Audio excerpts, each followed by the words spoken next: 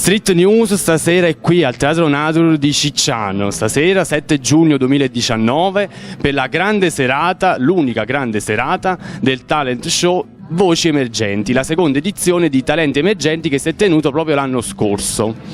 Siamo qui, il primo ragazzo ad essere intervistato è Rosario Lanzara, che già conosciamo perché appunto ha partecipato l'anno scorso alla prima edizione. Quindi Rosario, ti chiedo, com'è ritornare dopo un anno a partecipare nuovamente a questo spettacolo?